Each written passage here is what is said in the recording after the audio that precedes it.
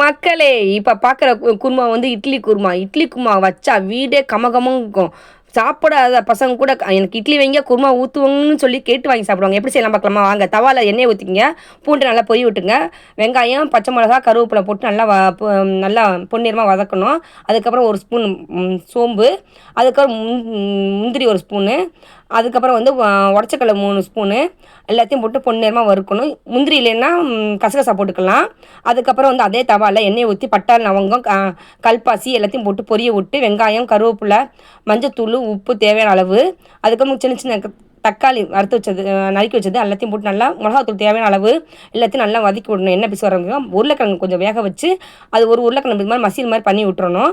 1 tumbler தண்ணி ஊற்றி நல்லா கொதிக்க விடணும். கொதிக்க விட்டோம்னா நம்ம ஆற வச்சுக்கோம்ல, அதை நல்லா தண்ணி ஊற்றி நல்லா திக்காக இல்லாமல் தண்ணியாக அரைச்சிக்கணும். நல்லா நைஸாக அரைச்சிக்கணும். அரைச்சி இதில் ஊற்றி நல்லா போட்டு கொத்தமல்லி தழை நல்லா தூவி விட்டா சாப்பிடாத டிஃபன் சாப்பிட மாட்டேன்னு சொன்ன பசங்கள்லாம் வாசனையை பார்த்துட்டு எனக்கு 2 இட்லி வைங்க 3 இட்லி வைங்க சாப்பிடுவாங்க. வாங்க மக்களே, ரெசிபி பிடிச்சா லைக் பண்ணுங்கள், கமெண்ட்ஸ் பண்ணுங்கள், சப்ஸ்கிரைப்